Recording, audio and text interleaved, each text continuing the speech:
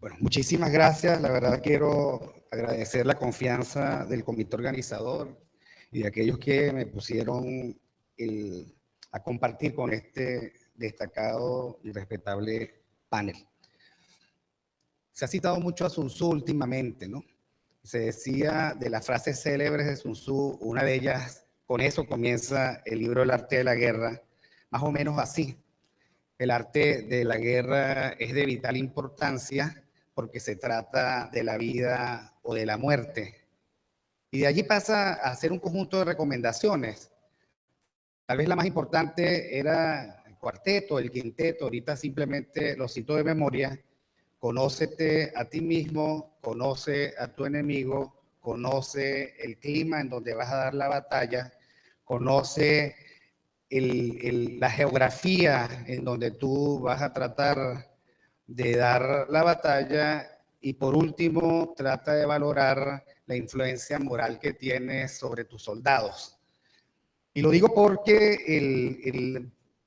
digamos que a mí me parece que lo que está planteado es un conflicto de ese tipo en donde a nosotros nos corresponde no suponer bajo el criterio de nuestras mejores intenciones la bondad relativa, mucha o poca, del contrincante, sino asumirlo tal y como él, sobre la base de sus principios y precedentes, lo ha venido planteando.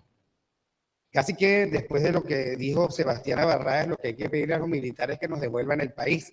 Y parte del problema es ese, que no hay un interlocutor claro sobre con quién negociar, supuestamente, que sería una solución que muchísimos aspiran para acabar por supuesto, este esquema de turbación, sino que hay una coalición inestable que entre unos y otros compiten para sacarle el máximo provecho, ilegítimo por cierto, a la renta patrimonialista del país. Pero yo creo que estamos en todo caso en un punto de inflexión política que es de muy difícil resolución.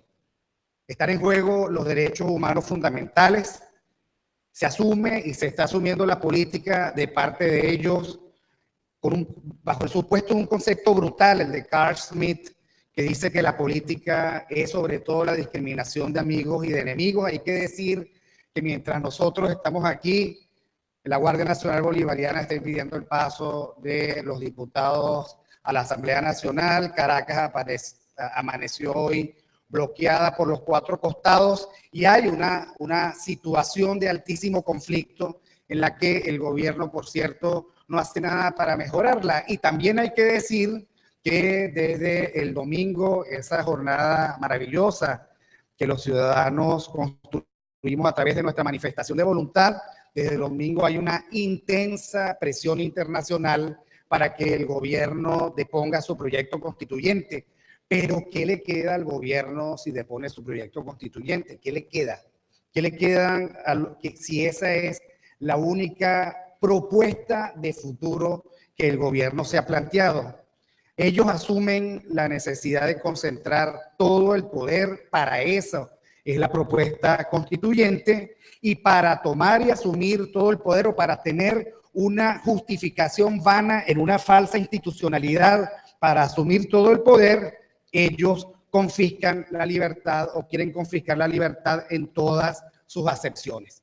Cuando uno lee a Pipes el libro Libertad y Propiedad, él dice, hace una discriminación que a los liberales no nos gusta, porque a nosotros nos parece que la libertad es una sola y viene en bloque, pero a los efectos pedagógicos vale la pena decir que lo que está en juego es la confiscación de la libertad política, en tanto y en cuanto nos están confiscando ya el derecho a elecciones libres, legal, el derecho a un juicio justo. No es casual que este periodo haya sido un periodo de detenciones indebidas y que nosotros vivamos bajo el miedo de una detención indebida. No es casual que ahora lleguen funcionarios encapuchados y esos funcionarios encapuchados se lo lleven a uno y uno aparezca 2 días después con un proceso en el cual se han violado y se han llevado por el medio la legítima defensa, el derecho a un juez natural, en fin, la presunción de inocencia, y simplemente esa práctica va a ser, por lo visto, institucionalizada. El derecho a la libertad económica, el derecho a la propiedad está en juego, y así como nosotros vemos precedentes que nos hacen ver peligrar el resto de las libertades, a pesar del turbio discurso del presidente Maduro en el marco de su propuesta constituyente sobre la empresa privada, lo cierto es que a él le estorba el derecho de la propiedad plural y, por supuesto, sin el derecho a la libertad política, legal y económica, es poco probable que los derechos personales a la vida y a la autorrealización sean posibles.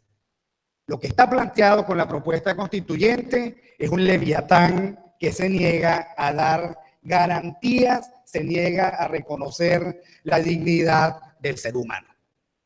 Otro punto importante es que el proyecto constituyente significa sobre todo el derrocamiento de la convivencia, el asumir, como yo propongo, el concepto brutal de la política de Carl Schmitt, que fue el jurista del totalitarismo nazi por excelencia, pero que es, digamos, un teórico político todavía muy querido y muy leído.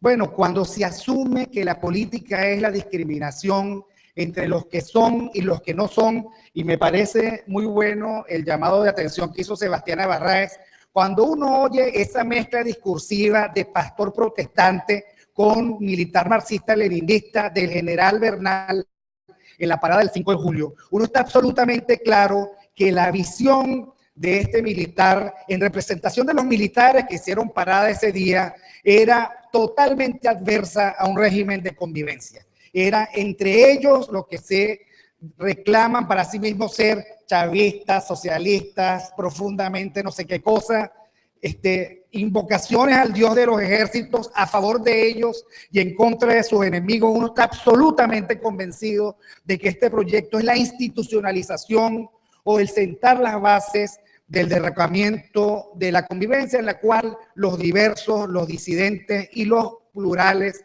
vamos a ser aplastados por el totalitarismo del pensamiento único. Datos, se está sustituyendo el voto por el carnet de la patria. Y por supuesto que cuando a ti lo único que te ofrecen es un carnet por medio del cual te van a dar a ti una bolsa de comida, que decía uno de nuestros compañeros ayer, que cada día es menos comida, menos regular la entrega, menos barcos vienen, menos containers en las bolsas CLAP, uno se da cuenta que estamos llegando a los niveles pavlovianos de la servidumbre. Así que sonará la campana, invocará el carnet de la patria y a partir de allí pues haremos la cola para conseguir la comida en el único canal que probablemente quede. Hay un conjunto de expectativas totalitarias, por lo tanto, planteadas. Lo decía muy bien y con muchísimo brillo Carlos Fernández y, por supuesto, con muchísima sabiduría el rector Lombardi. Lo que nos estamos jugando es el pedacito de libertad y, por cierto, para eso quedan 10 días, poco más, poco menos, 12. ¿Qué significa la gramática totalitarista que se nos plantea desde el discurso chavista? Ellos hablan de paz y la paz de ellos es la impuesta a través de la represión generalizada. Ellos hablan de un Estado, y estoy citando parte de los discursos de Nicolás Maduro, de un Estado que se encargue de la economía a través de la regulación universal de precios, la primera oferta concreta del periodo constituyente. Ellos hablan de centralización política, de concentración de poder y comunalización territorial, adscritas todas ellas al Ministerio de las Comunas, dirigidas infelizmente por Aristóbulo Istúriz, si mal no recuerdo, no sé si todavía sigue siendo el ministro. Ahora están los encargados porque todos se van a la Convención Nacional y en algún momento veremos la repetición de la historia, la delegación en un comité de salud pública, por cierto, que estuvo siempre en los planes golpistas de Hugo Chávez, un comité de salud pública para limpiar, digamos, de la paja el pensamiento y la pureza de su proyecto. La constitucionalización del populismo rentista, Misiones y Grandes Misiones. El populismo será toda una reducción pero también es la autopista para la tragedia de la ruina de los venezolanos, porque ofrece lo que no puede dar y obliga a la solicitud de lo que no se puede pedir. Es la antipedagogía del no ciudadano, es, digamos, terminar reduciendo al ciudadano en una gran ilusión psicodélica de vivir por cuenta de una renta que ya no existe. La justicia sustituida por tribunales populares contra la disidencia, la eliminación de la Asamblea Nacional, la eliminación de la autonomía de los poderes públicos y una comisión de su verdad para imponer su verdad. Nada de esto es, por cierto, invento. Esto es un buen resumen de los últimos discursos de Nicolás Maduro. ¿Por qué yo digo que es un fraude? Bueno, en primer lugar, ya lo sabemos, hasta el cansancio, hasta la náusea, no nos dejan votar nuestra disposición o indisposición. Y eso, en ese sentido, viola el derecho al voto universal, directo y secreto, que está previsto en el artículo 21 de la Declaración Universal de los Derechos Humanos. En segundo lugar, porque las ofertas constituyentes son falsas y me estoy refiriendo a las cadenas diarias que nos están ofreciendo casi cualquier cosa.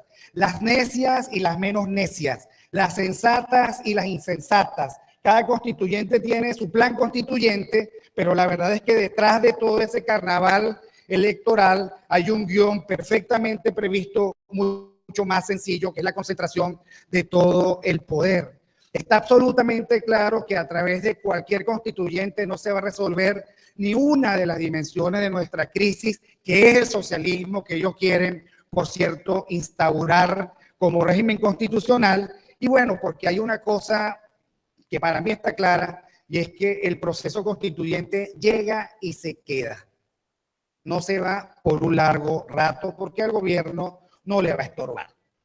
Cuando Nicolás Maduro nos ofrece el llegar y quedarse, nos lo dice a través de los tres instrumentos del fraude constituyente. En primer lugar, Nicolás Maduro dice, habrá actos constituyentes y entonces, por ejemplo, gobernar sectores importantes del país y estabilizar. Y pone un ejemplo, con un acto constituyente en el 99 se reguló la función del Congreso en el 99, o sea, se eliminó el Congreso. Entonces, el primer gran acto constituyente, de acuerdo al guión del fraude constituyente, es eliminar el Congreso y me temo que también van a eliminar a la Fiscalía, a su Fiscalía y quién sabe qué otras cosas que en el camino les parezca un estorbo. La segunda dimensión son los decretos constituyentes. Él dice, bueno, la Comisión de Emergencia Judicial, por ejemplo, que se activó en el 99, o sea, ese invento de transformar la justicia en una mejor justicia que terminó siendo, años después, absolutamente reprobable Tribunal Supremo de Justicia sometido a la voluntad del régimen. Bueno, decretos constituyentes que irán, digamos, pintando el gran marco totalitario que ellos quieren plantear y las leyes constituyentes, o sea que va a ser una convención nacional constituyente con carácter legislativo que terminará siendo, digamos, el vocero de alguien que está detrás. Yo tengo dudas de que solo sea Nicolás Maduro, yo coincido con que no hay uno, sino que es una coalición inestable, pero todos se van a servir y todos van a pactar para tener un país sometido de acuerdo a sus intereses que son económicos y que son también políticos y de gran voracidad del poder. Y bueno, finalmente algún día tendremos una nueva constitución. Nicolás Maduro dice mejorar esta que ya era perfecta y que ellos han jurado billones de veces. Esto es un problema jurídico. Creo yo que hemos perdido muchísimo tiempo en pensar si es jurídico o político. A mí me parece que es un problema jurídico de primer orden. En primer lugar, porque sí, es una ruptura con nuestra tradición republicana y allí aludo a la narrativa genial y magistral del rector Lombardi y de mi querido amigo Carlos Fernández. Esto no se va a parecer a lo que nosotros creemos es un régimen de convivencia, un régimen económico, un régimen de valores. Esto va a ser absolutamente revulsivo a nuestra tradición republicana.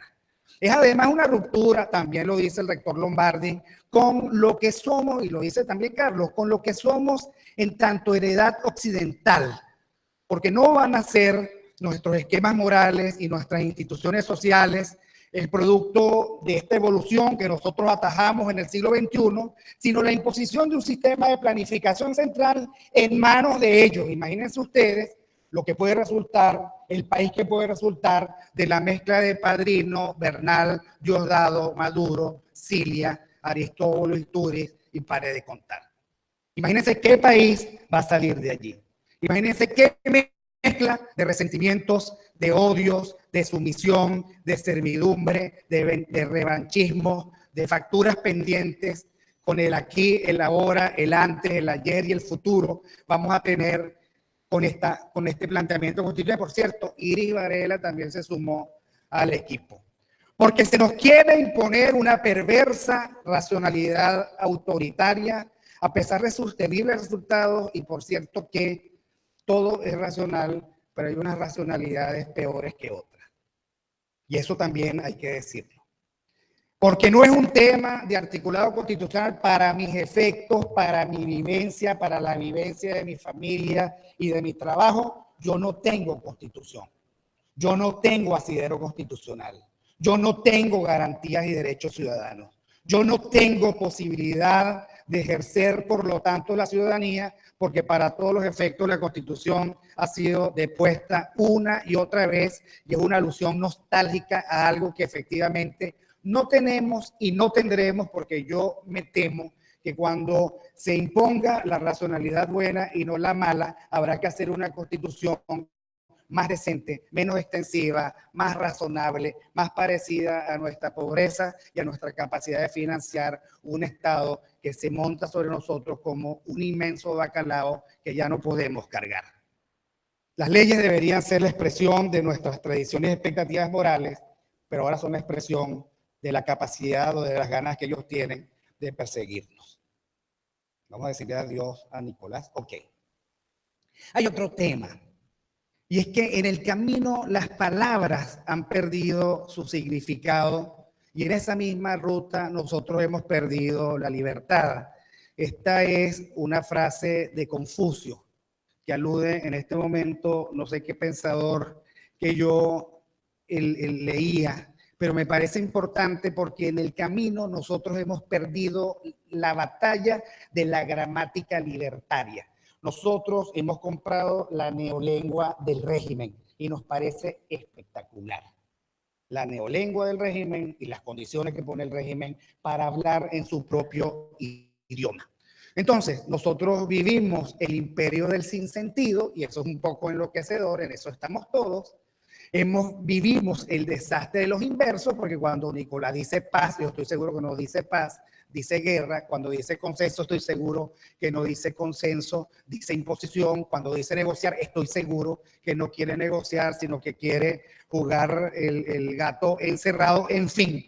Y mientras tanto se nos han desguazado las palabras y a veces sentimos vergüenza de las mejores palabras posibles. Deberíamos rescatar en algún momento el concepto de lo social sin la temeridad del socialismo, en la esencia de la condición de la paz. Pueblo, moral, víctima, diálogo, ley, justicia, constituyente, constitución, todo se ha convertido en un inmenso mondongo a favor de los intereses de la servidumbre. Y bueno, la verdad es que como dice, como nos ha pasado en estos 19 años, todo en proceso de revisión y de evaluación constante, no hay forma de atarse a nada, de asirse a nada. Decía Nicolás Maduro la semana pasada, en esto de la neolengua y la pérdida de significado, el único camino para la paz en Venezuela es la Asamblea Nacional Constituyente. Entonces, hay una amenaza. Estamos en la hora más conspicua de la política y de la política más dura posible. La política que nos hace ser, por cuenta de la mimética de Clausewitz o planteada por Clausewitz en su libro sobre estrategias y guerras, o sobre la guerra, bueno, es que nosotros, en tanto que tratados como enemigos, terminamos siendo enemigos. Y terminamos viendo al otro como el enemigo. Entonces, la primera característica es este tiempo de extremos que se está viviendo en todo el país. Y, por supuesto, la sensación de que tenemos solo un pequeño chancecito para tener la oportunidad de tener república y siglo XXI. Porque comentaba con Sebastiana, que tuve el inmenso placer de tenerla a mi lado. Nada, es que en 12 días, si el gobierno se agarra, toma el bastión de la constituyente, la cosa va a cambiar y ellos están descontando todos los costos en términos de represión y aislamiento internacional. Ellos necesitan llegar a ese día, necesitan decir que 200 millones de venezolanos votaron por esa constituyente, necesitan crear o montar la operación psicológica para hacernos ver que hay mucha gente en las colas, como lo hicieron en algunos lugares de Caracas el domingo pasado, y necesitan desde allí partir de cero y montar toda su institucionalidad. De lo que se trata es de concentrar todo el poder, que es lo menos democrático, lo menos republicano y lo menos moderno posible. Un poder además que es voraz, un poder además que es inútil, un poder que además es ejercido desde la concupiscencia, desde la absoluta ignorancia, desde la absoluta incapacidad, y que ha traído como consecuencia esta condición de ruina absoluta, de ruina social en la que vimos, porque aquí además tenemos que entender que dentro de esta lógica terrible y patética de los inversos, nosotros estamos pagando no de contado los costos de la ruina social, sino por anticipado. Esta ruina social ya la tenemos y lo que viene es la institucionalidad de la ruina social. Mosca, sometimiento y no paz. Sometimiento y no paz. Estamos en un momento difícil de comprensión de la gramática de la política y por lo tanto, digo yo, las invocaciones a los diálogos, tanto como las ofertas de paz, no son otra cosa que una exigencia despótica de sumisión que abarca desde la narrativa hasta las consecuencias prácticas de su imposición como dueño absoluto del país. Lo único que siempre ha ambicionado el régimen es el reconocimiento servil de su persona como gobernante supremo y de su estilo y puestas en escenas como la mejor forma de conducir a Venezuela. Y en ese sentido, el gobierno vive, disfruta y exhibe una absoluta ceguera totalitaria, porque este gobierno solo ve lo que le interesa. No quiere ver el hambre, no le interesa la desnutrición, no le importa la muerte inexplicable, le sabe a casabe la enfermedad sencilla que se agrava porque no hay los elementos más comunes y más sencillos para resolverle. Le importa un comino la cárcel de los diversos, el exilio, la desbandada del talento. El crimen es patrocinado por su oferta de impunidad. No le interesa ver lo que le ocurre a sus enemigos, encadena a diputados que tienen fuero, corretea a nuestros líderes políticos, encarcela a nuestros técnicos. O sea, somos los enemigos del régimen y así estamos siendo tratados. No es una amenaza, es una vivencia que no quiere límites y por lo tanto le estorba la Constitución y el inventario de derechos y garantías. Yo pienso que esta Constitución era para la renta, para el rentismo del petróleo alto. Ellos necesitan una Constitución, otra Constitución, la Constitución de la ruina social, en donde ellos, queriendo someter el poder, necesitan represión y servidumbre. Ellos se creen superiores y aquí voy a citar a Hannah Arendt cuando ella se pregunta en las notas sobre su correspondencia qué es el mal absoluto, porque el mal existe. Entonces ella, la gran teórica del totalitarismo, se pregunta, el mal absoluto son dos cosas: una pretensión de superioridad sobre los demás y una pretensión de que los demás que estorban pueden ser eliminados. Esa pretensión de superioridad dentro de esta lógica del mal está presente lamentablemente en el país, porque miren, no es casualidad el inventario de muertes, el inventario de violencia, el inventario de indiferencia que el gobierno exhibe respecto de todo lo que para nosotros parece valioso. Por lo tanto, este no es un problema jurídico exquisito de disquisición de salones barrocos de la época de Ilustración. Este es un problema vital. Nos estamos jugando la patria, nos estamos jugando la vida. Y como yo soy creyente, entonces esto que terminó siendo un artículo que llamé La Amenaza, que salió la semana pasada en las redes sociales, yo termino de esta forma, recitando en voz baja los versículos del Salmo 91, que dice así: Él te librará del lazo del cazador, de la peste destructora, del régimen que envilece, de la represión que mata, del hambre y sed de justicia, del mal convertido en gobierno impío, de la ceguera y de la confusión que tanto daño hace, del que se entrega porque no entiende la tesitura de la lucha, del que se postra creyendo salvar algo y del odio que nos hace transitar una y otra vez por el desierto del resentimiento. Ante esta amenaza que no deja de acercarse, pidamos que el Señor sea nuestra guía, nuestra fuerza y la causa de nuestras victorias. Muchísimas gracias.